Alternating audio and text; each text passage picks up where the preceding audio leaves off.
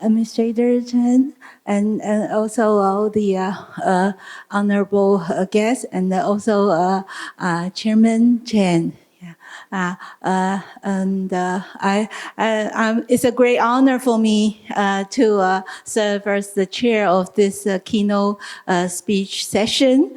And Dr. Bruce McCarl is, I have known him more than 30 years. To be exact, it's 37 years.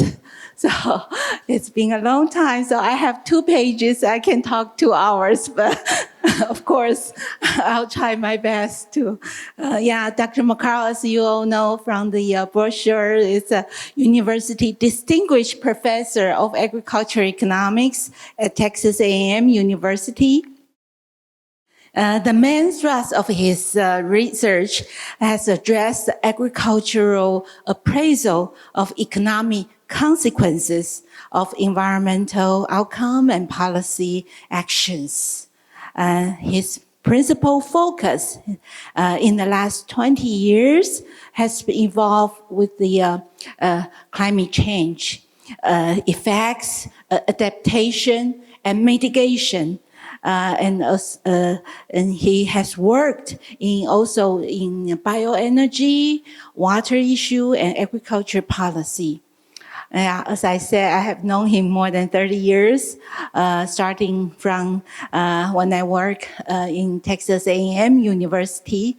And we were working on some USDA projects related to the local and national agriculture.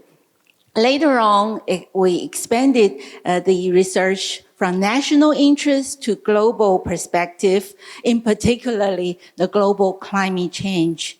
And his vision not only led to the policy recommendation that has been beneficial to the scientific society, but also stimulate many new ideas and innovative discoveries in climate-related research as of today. And he has been working on this climate change very early. At that time, very few people in academic pay much attention to this important issue. And I think I will quote from another Nobel Prize winner in physics in 1971, Dennis Gable. He said that the futures cannot be predicted, but futures can be invented. So global climate change become one of the most important scientific research since then, and also apply in many policy area. Especially IPCC was established in year 1988. And to address the science related to climate change. And IPCC was awarded Nobel Peace Prize in 20 years later, 2007. And Professor Bruce McCarl is a member of IPCC, and we're very proud for him, and we like to share with him this honor today. And similar to all his fellow students and former and the colleagues, I've been benefit from his guidance and dedication to academic research, and also from this his publication record that we know he has unlimited energy in working on this so many projects, and also maintaining a high journal publication record. Okay, I'll come to the end. Okay, furthermore, I think most important thing I would like to mention that he has never hesitated to share his expertise with fellow colleagues and all the students and the junior staff. So I'm sure today his keynote speech on economic issue on agricultural adaptation and mitigation will have very timely effect in shaping our policy direction and create explosive wave of application, especially, I think today we're here to have many discussion on climate service. And I think this keynote speech will give us many ideas and inventions in our research and also our application again. Okay, so without further ado, we would like to give a round of applause to welcome Professor Bruce McCarroll for his keynote speech. Dr. Cheng worked with me long ago when everybody thought we were crazy to do climate change. I think I started in about 1987 or so. And when did you work for me? 88. So she was right in at the very beginning. And then I think she came back to Taiwan and they practically ran her out of the country because she said she was going to look at climate change. But anyhow, what I want to talk about today is not what climate change is doing to agriculture, but what climate change can do, what agriculture can do about climate change. So there have been many pieces on what climate change effects are. We certainly see a currently hotter environment and project a hotter future one. We've seen alterations in drought frequencies. We've seen alterations in incidences of large floods. We've seen more precipitation intensity. Many different things have happened there.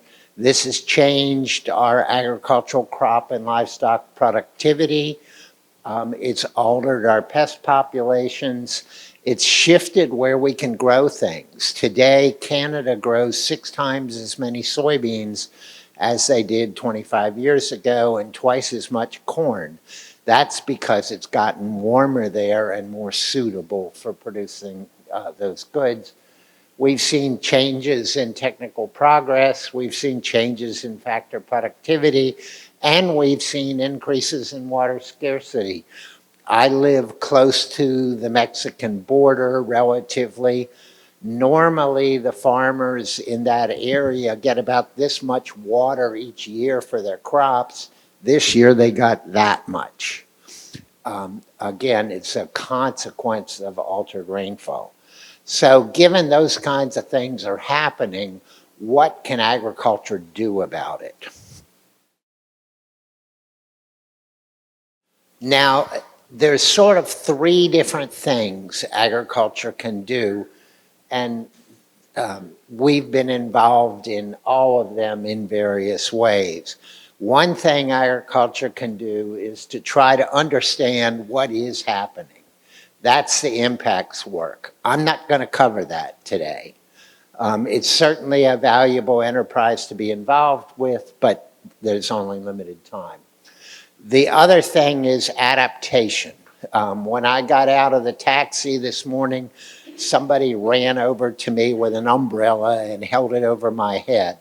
That's a climate adaptation. When we put up the umbrella, we're keeping the climate from damaging us as much, but we're not doing anything about the climate. It doesn't alter whether or not it was raining. This is what we call adaptation in the climate change literature. So we are going to react to what's happening in the climate so that we're in better shape, we produce better, but we're not going to change the climate.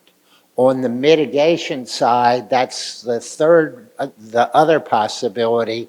There we talk about things like low carbon and greenhouse gas control and things like that.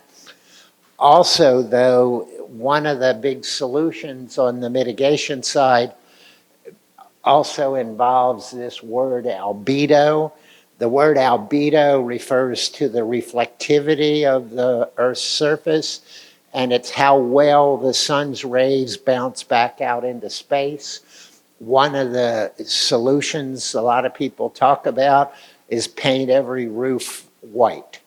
That increases the reflectivity of the Earth's surface and moves more of the heat out of the system.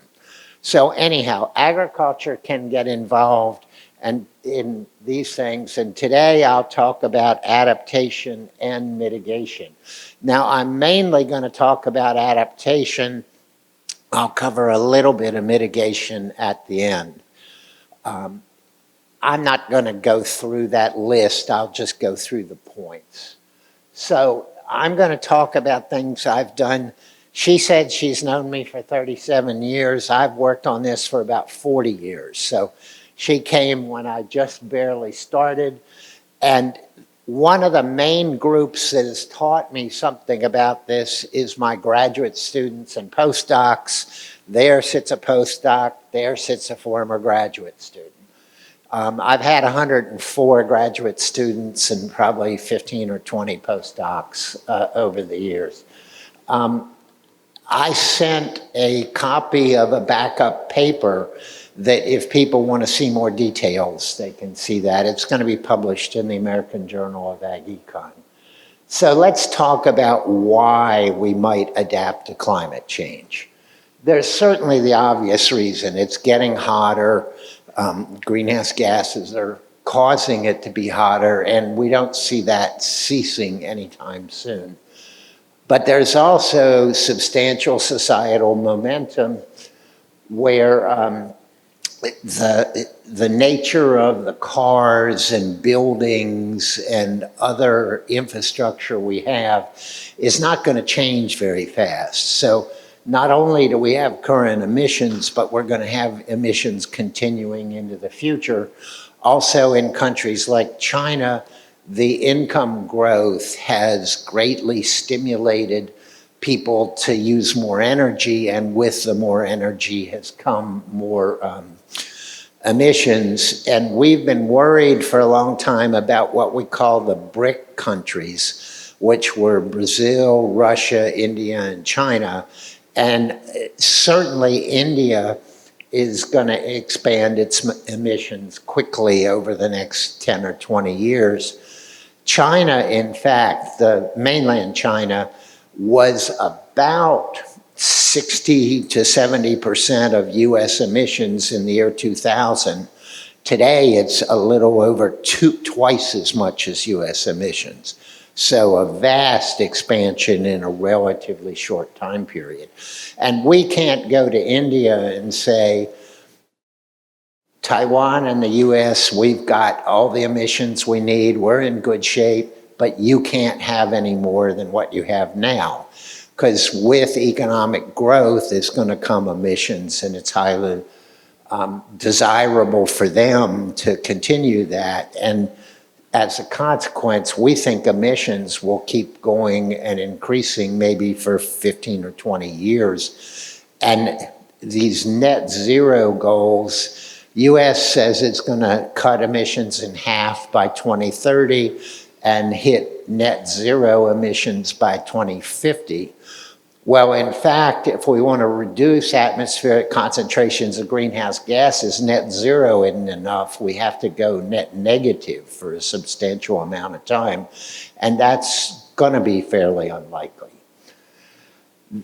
There is a global externality from climate change. I'll show you the numbers in a little while, but currently, if you release 1 ton of carbon dioxide into the atmosphere, the estimate of the future damages from that are $190. Now, to put that into perspective, 1 ton of coal releases 3.7 tons of carbon dioxide, meaning that 1 ton of coal is doing about $700 worth of damage when that gets released to the atmosphere. And in the US, we pay about $70 for the coal. So there's about 10 times as much damage being done as the price for a power plant to acquire and use that coal. And there's also an inevitability of climate change and a lag in the time between when we controlled greenhouse gases and their effects. And mitigation action has been slow. In 1998 or 7, we agreed to the Kyoto Protocol, And that was going to reduce our emissions, we thought. Well, it really never did work. In 2005, we agreed to the Paris Agreement. That's having some effects, but still the emissions are under control. And I have a feeling as of last night that the US is going to quit the Paris Agreement again. So, here's one of the biggest emitters in the world, and we're not going to play the game, most likely. So here, this is the huge challenge for agriculture. And it's also where agriculture needs your help from the climate services. Anybody ever seen this picture before? Do you know where it's from? This is from the Intergovernmental Panel on Climate Change. This picture has been in their reports for 25 years. And what the picture shows is by the end of the century, how much do we expect the climate to warm? This dark red one is what we call business as usual. It's what happens if we continue at the current pace of controlling greenhouse gases. And the model forecast is about 5.5 degrees centigrade of warming under those circumstances. This one down here is if the whole world did net zero now, but that is very unlikely. So the realistic ones are these three. The Paris Agreement is somewhere up in here. So we think the Paris Agreement's great, but it's still going to permit something like 5 degrees centigrade of climate change. However, that's not the point I want to make right now. What I want to draw your attention to is what's going over here. Somewhere here between 2040 and 2050, notice that these different mitigation amounts really don't make any difference in the climate.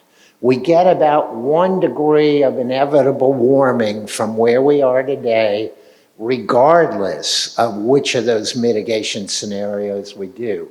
What that means in agriculture is 25 years from now, it's going to be 1 degree hotter. How do you produce in Taiwan under those conditions? How do we produce in Texas? How do we produce in Minnesota?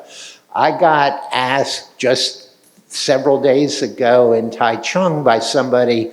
She said she could breed different rice varieties. She could breed rice varieties which would do better under typhoons or better under droughts or better under hotter conditions. What should she breed for? Because it takes them about 10 years to modify a rice variety to the point that it's tuned to the climate. And the issue is, which one should we do? They need help. What is the forecast? What do we think is going to happen? Now, that's not short-term climate services, but certainly interpreting what's going to go on in the long run. So this is the big challenge for agriculture. We have to figure out a way to produce food when it's 1 degree warmer in 20 years, and when it even gets warmer than that as climate change proceeds. The US has peaked its emissions. It didn't do it because we cared about climate, it did it because natural gas got cheap. Over the longer run, though, if we want to go to net zero or something like that, it's going to take a while for that really to be reflected in the climate. And not much is by 2040. We basically will have as much climate change in the next 25 years as we've had in the last 100 years. So what can agriculture do? Well, there's a lot of different things we can do. In the United States, we now say that the growing season is a month to 6 weeks longer than it was 25 years ago. Meaning that when you were working in the US, we could grow in the Midwest, say starting mid-April and going into early November.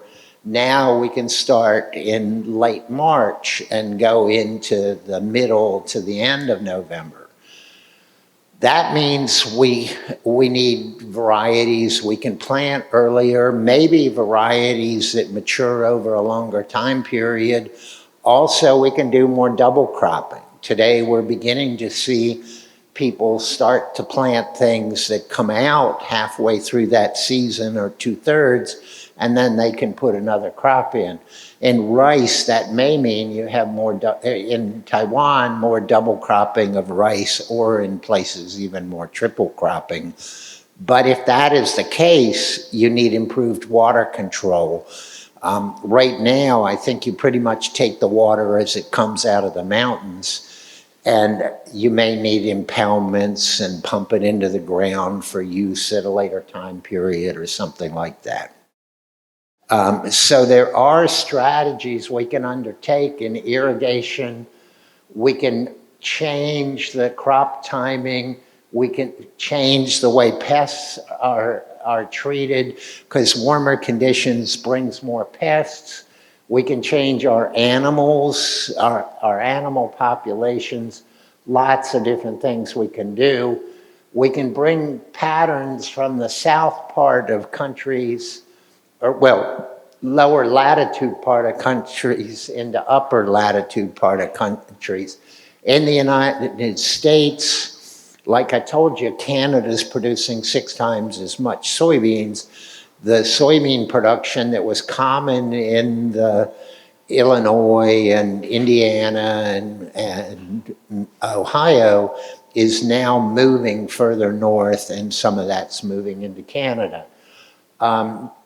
We can also change land use. In Texas, we're discontinuing crop production in some areas and moving into grass, again, as a climate change adaptation.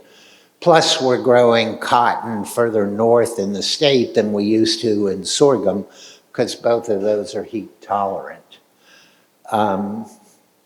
We can do research and extension. When I was at a meeting the other day where all of the people that are leading research centers for the Taiwanese agricultural ministry were at that meeting, and they were all saying, we need more money so we can develop better ways of doing this, and we can certainly invest in their efforts. We can move processing infrastructure. In Norway, they grow salmon along the coast at the southern part of the country. The water's getting warmer, they're moving some of that production to the northern part of the country. But people don't want frozen salmon, they want it fresh. So when you move that production, you also have to move roads, you have to move airports, you have to move processing plants. So not only does the crops and livestock move, but so does the supporting infrastructure. And we can do some things with insurance, leasing, and contracting. Plus, right at the moment, I was just told the other day that Japan is coming to Taiwan and buying a lot more rice than they used to buy. The reason for that is Japan apparently is experiencing big droughts. Their rice production is negatively affected. So they're going to a country that's not as affected and expanding their international trade. Also, though, they're asking Taiwan to give them seed stock and transplants, and they're taking Taiwanese varieties that produce better under the warmer conditions in Taiwan and moving them into Japan as a climate change adaptation. So you didn't change my slides. Oh well. This is the old version, but that's okay. So here, there's 3 kinds of adaptation that we observe. The first kind of adaptation is a natural one.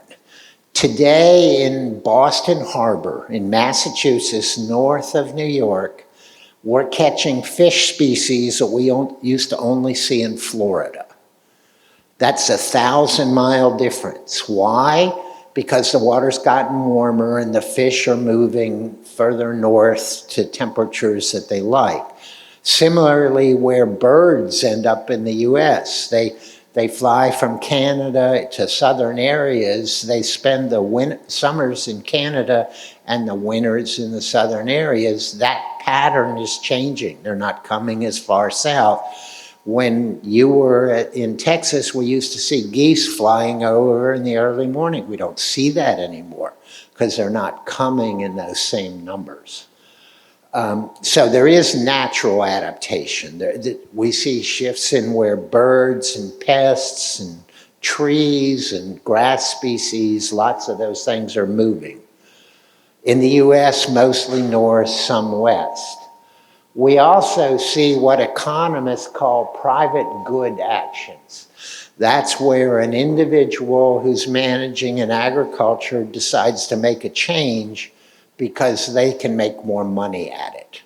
We've seen a lot of farmers in Canada decide to raise soybeans and push wheat out there because soybeans make them more money.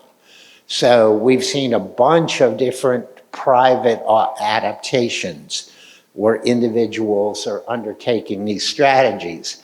Then finally, there's public adaptations. Here in Taiwan, I think we did a listing in a paper. You may remember this. Taiwan's like 4th or 5th most vulnerable country in agriculture to sea level rise, isn't it? I mean, it's somewhere in the top 10. The sea level rise prediction by IPCC by the end of the century is something like this much more sea level rise. I was at a harbor yesterday. If they got that much more water in that harbor, they're going to have a really hard time operating that port. And so there are actions that can be undertaken to protect against that, but no individual firm is going to do that. It's going to have to be a massive government-sponsored activity. So anyhow, there's these 3 forms of adaptation.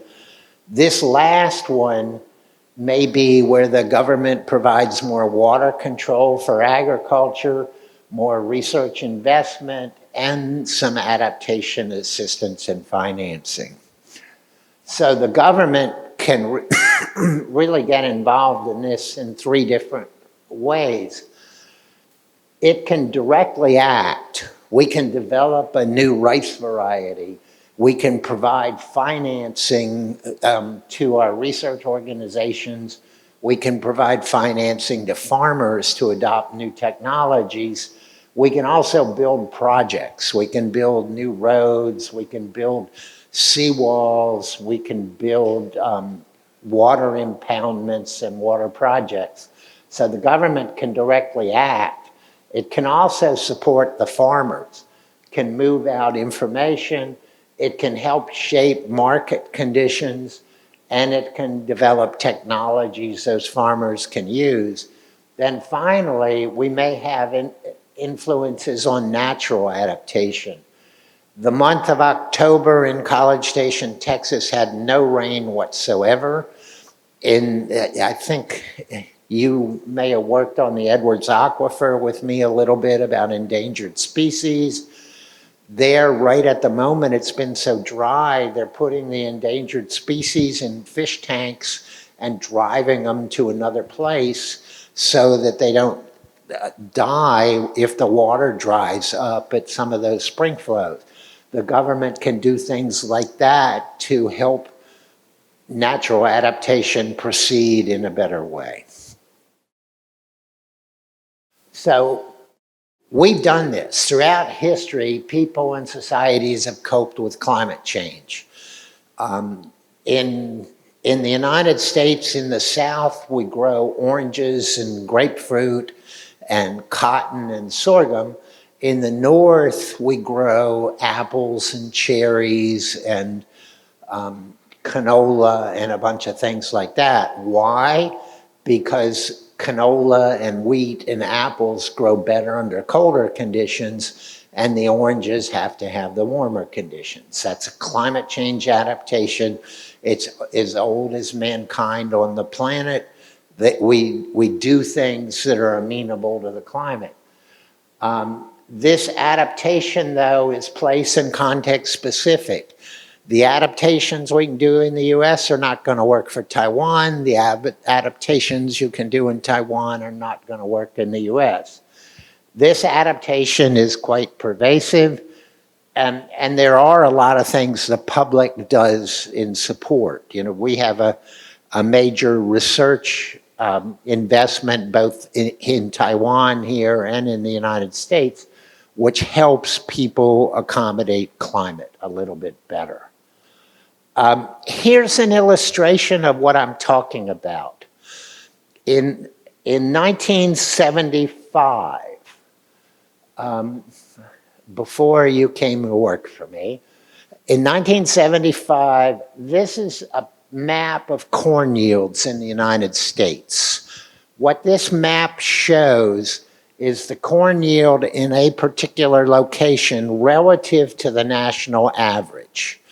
Here, these dark blue or purple, that's where the corn yield was well above the national average. The national average was 150, in those areas it was 180.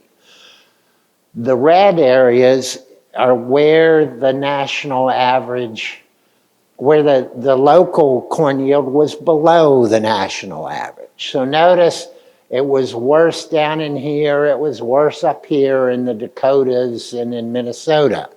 This is the same map for 2020. So 45 years later, here's where the same kind of thing. What do you see? Well, notice areas where it wasn't so good have become some of, or areas like here which weren't so good have become some of the better areas in the country.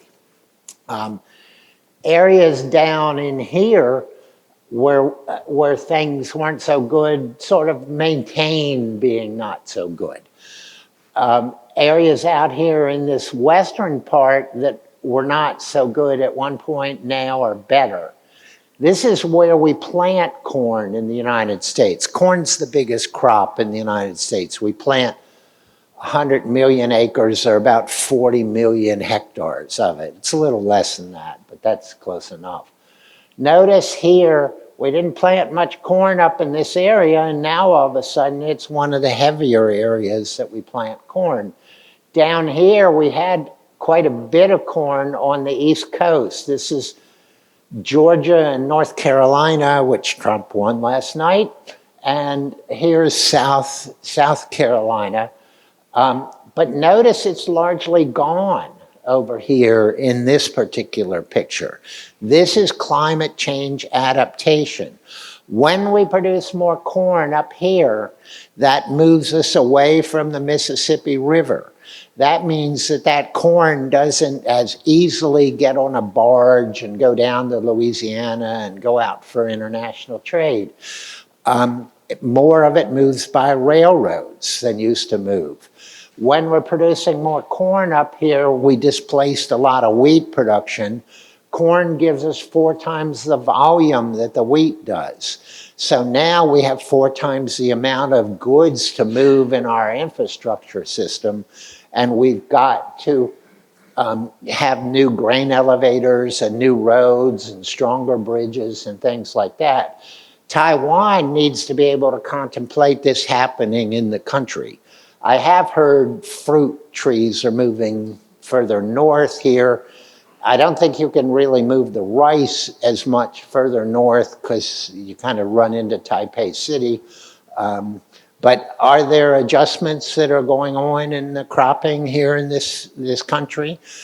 I don't know. I do know in Nicaragua they grow a lot of coffee. In Latin America, and that coffee, it's not moving north, it's moving up. It's going up the side of mountains. So it used to be down at low latitudes, now going higher and higher. We need to know things like that in agriculture. Where are crops better suited? what's going to happen to the weather? How might these crops work a little better? And we need interaction between those who understand the climate and those who understand agriculture and agricultural possibilities. In general, if you take a rice plant, and put the rice plant in the refrigerator, it's going to die. If you put it in the stove, it's going to die. So we expect sort of this U-shaped production possibility where there's a best range for growing these crops in the middle.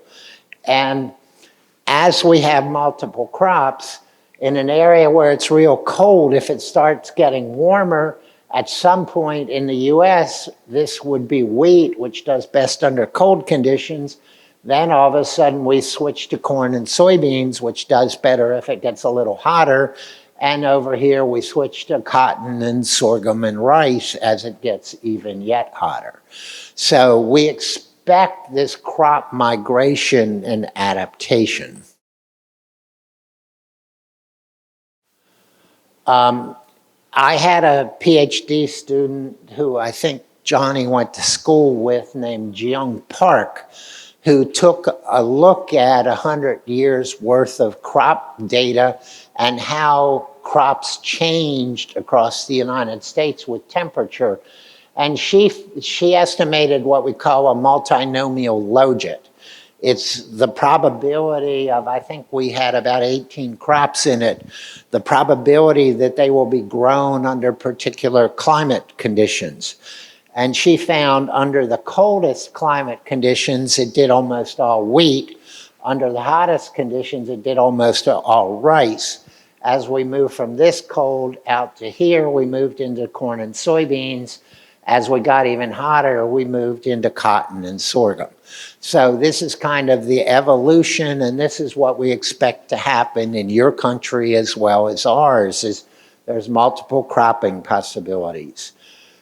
We also studied how much land would be devoted to crops and how much to livestock grasses. And here we found the crops were replaced by grasses as it either got extremely hot or it got extremely cold. If you're in the United States and you drive west from College Station, Texas, the crops start diminishing and we see more grazing livestock.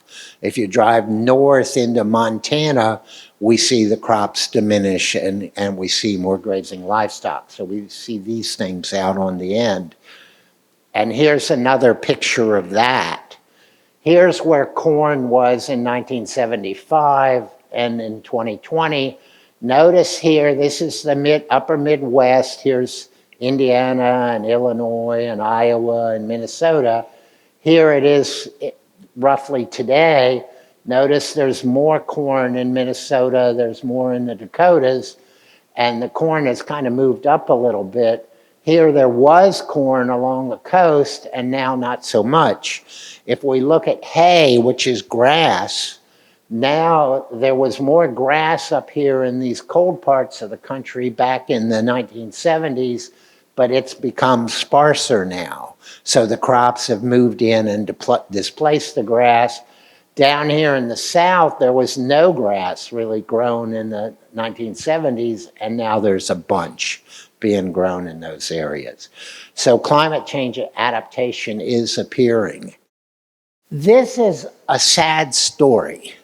We wrote a paper about rice, and we said sea level was going to damage rice. So then we calculated how much more rice yields would need to increase in order to compensate for the lost rice production due to sea level. Well, this is what's happened to corn. I was born way back here. At that point, corn yields were 40 bushels to an acre. Today, corn yields are about 180 bushels an acre. In the US, we've had close to over a four-fold increase in the productivity per unit land. If we do a long-term regression on this, the average corn increased by about 2 bushels an acre. But if we look at what happened up till 1970, notice this rose a little faster than that long-term trend line over here. It actually rose as a rate of about 2.6 bushels per year. So quite a bit faster than that long-term average. If we look at 1975 to 2011, we're a little under 2. If we look at 2013 to 2022, we're under 1. The rate of technical progress in corn is diminishing. We've studied this for 18 crops in the US. 16 of them are showing this kind of pattern, 2 are not. Anybody know which 2 it might be? Anybody ever heard the words C3 or C4 from an agronomist? C3, I always get them confused, but it's like names. I can never remember anybody's name. C3 is crops that are not stimulated by carbon dioxide, and C4 is crops that are stimulated by carbon dioxide. Rice and cotton are both highly stimulated by carbon dioxide. Most of the rest of the crops are not. A little bit for wheat, the rest not so much. What that means is carbon dioxide, greater content in the atmosphere, is like adding fertilizer. Their yields are going up because of that. When I started doing climate change, and you were around A&M, the parts per million of carbon dioxide in the air was about 350. Anybody know what it is today? 420. I don't know who said that, because there's this real bright thing right there. But anyhow, we've had about a 20% increase in atmospheric carbon dioxide between 1985 and today, so roughly 40 years. That has greatly stimulated rice yields and carbon dioxide and cotton yields. We estimate about 40% of the increase in rice yields is due to enriched carbon dioxide in the atmosphere. That sounds good. We have it increasing, but what's net zero going to do to that?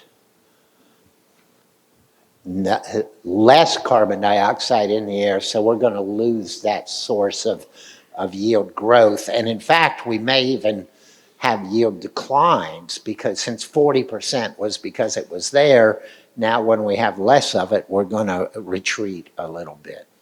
So technology is not necessarily it. So all the research directors that were talking to me about how much more money they needed, maybe they do need more money, because they're really sitting there where some of this technical progress is slowing down for a lot of the crops. And if we're going to have sufficient food supplies, we probably need to augment that.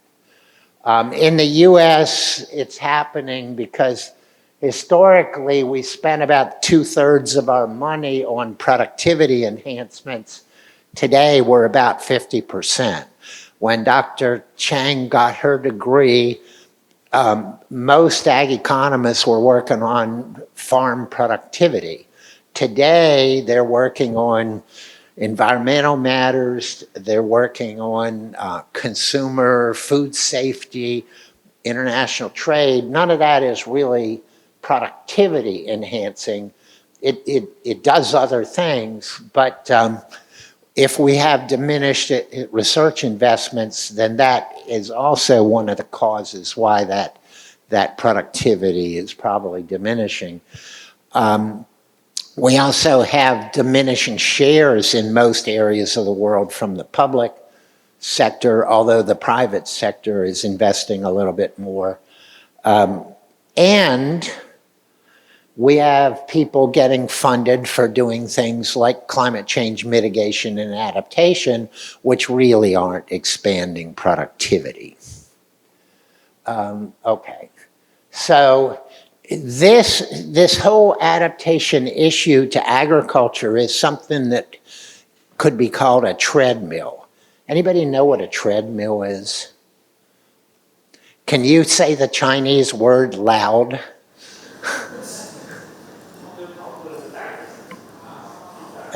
Well, you go to the gym, you get on that machine that goes like this, and you're running, and the machine is keeping you, you're keeping going. What happens if you stop and the machine's going? You're going to be laying on the ground. And so agriculture adaptation is something like that.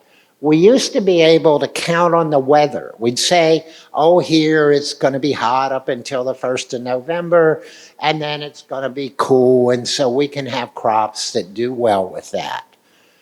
Today, not so much. Today, it's hot up until the middle of November.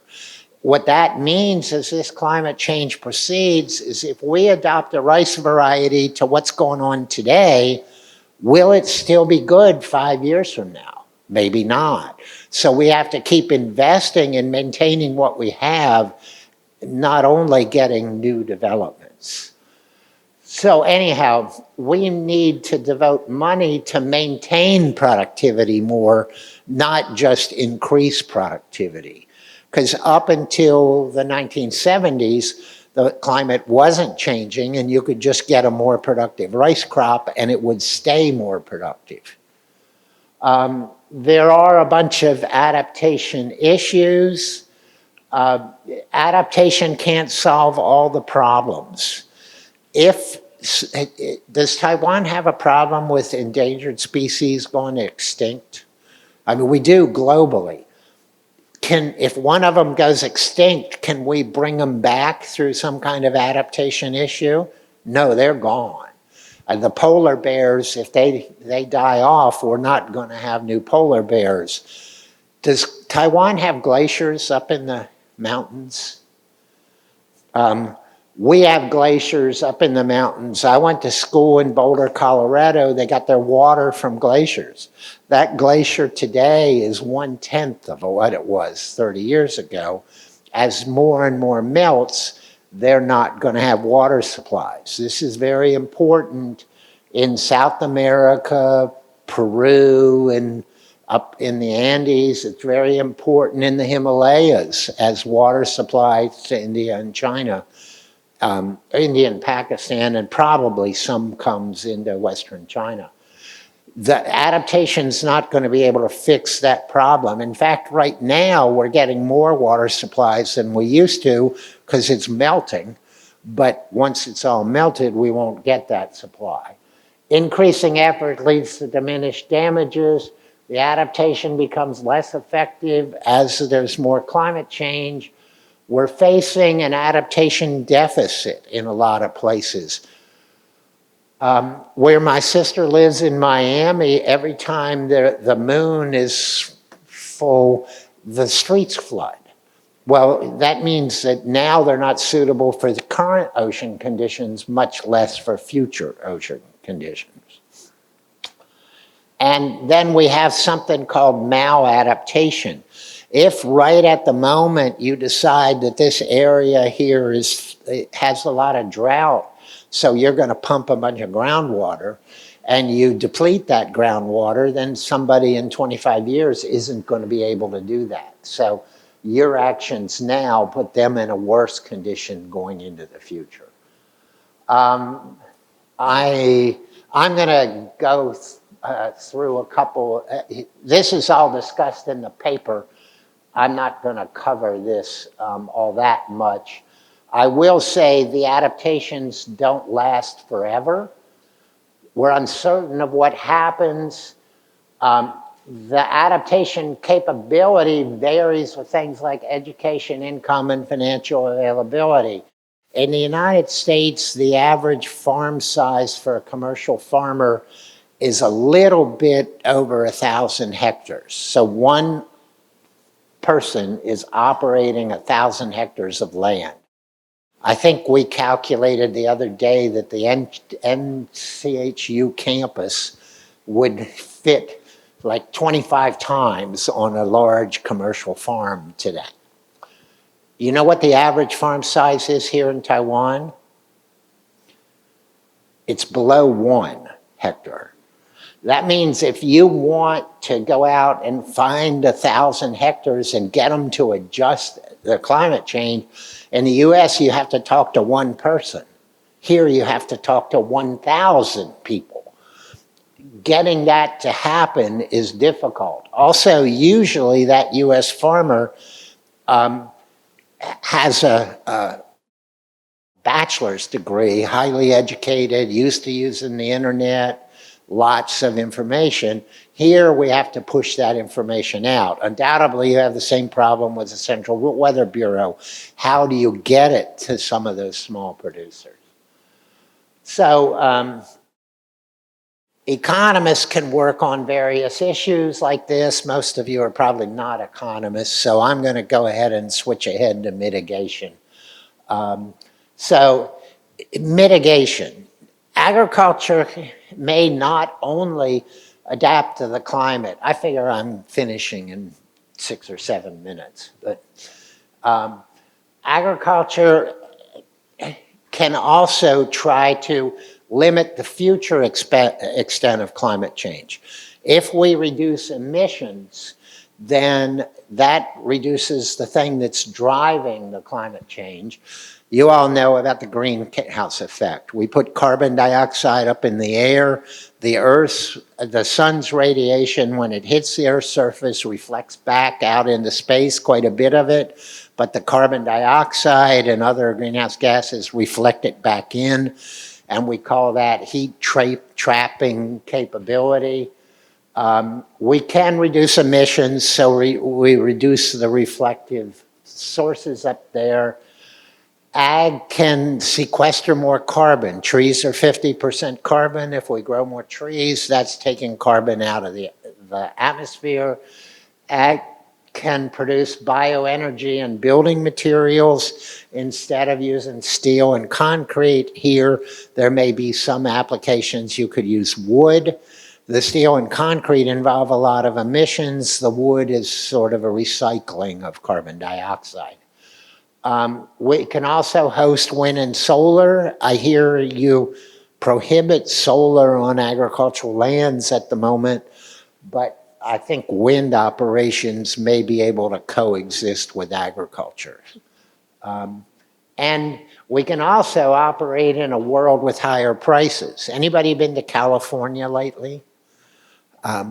If you go to Texas, when you go to buy gasoline, $2.50 a gallon. When you go to California, $4.50 a gallon. The reason for the higher price, in part, is we have carbon taxes in California, but we don't have them in Texas. The energy sector is 80% of US emissions from coal, natural gas, and petroleum. If we put a carbon price on that, that's going to make our fuels more expensive. It's going to be more expensive to generate electricity, more expensive to drive a car. They're only going to come to ag and forestry for mitigation if we're cheaper. Here's the current damage estimates from releasing a ton of carbon dioxide. Notice by 2080, that ton of coal, which I said was $700 worth of damage, would become $1,400 worth of damage. So there's some real incentives from society where they want to control future damages to control the emissions today. Agriculture is about 20% of global emissions. And in the US, it's about 10%. I looked up the rice number the other day, and rice is about 12% of global emissions. No, it's 12% of methane. It's about 2% of global emissions, roughly speaking. So that's something we could try to control emissions with. On the methane side, this is US numbers. The US were responsible for almost half the methane and about 80% of the nitrous oxide, principally through fertilizers. So there will be reasons also historically in the United States, in Illinois and Indiana, that was all trees. We cut those trees down or grow in crops, and about 1/4 of the carbon dioxide we've put up in the air came from changing the land use. So this is why people are interested in managing the land better, because they hope they can put 25% of it back. Lots of different opportunities here for different things we can do in agriculture to reduce emissions. It ranges from manipulating rice, manipulating our livestock, changing some of the ways we grow crops, and doing more with forests. Many of these strategies are already known. Generally, they're economically inferior. If we tell a farmer, forget about growing rice, I want you to grow trees, that makes them less money. The trees aren't even going to become mature for 30 years. So what do they do for the next 30 years? We have to subsidize that. We have to have some kind of incentives in order to get farmers to do some of these things.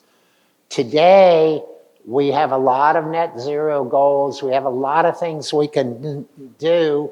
Agriculture may be an important bridge to the future. I was talking with somebody the other day who they're crushing carbon and trying to extract the hydrogen, crushing coal and trying to extract the hydrogen. Then they want to burn the hydrogen, and so as a consequence, that's going to take a while to do, but we can do some things now till they figure out that technology. So I will, with that, he told me 1 minute, so I'm trying to get there. Economists might identify the economics of mitigation strategies and their value and optimum strategy mixes. And both adaptation and mitigation is going to be occurring. It's going to change the way ag does business. We're going to produce different crops in different places. The extent to which agriculture does mitigation depends on two things: the incentives for agriculture to do that and the demand for food. I'm not very optimistic about agriculture being a big source of mitigation because we have to produce food. It's going to be important to have efficient policy designs. There's a lot of economics that can be done. And it's also important to understand what climate change is doing to us. I just didn't have the time today to do that. So with that, thank you. Let's thank Professor McCall for your excellent talk about adaptation and mitigation.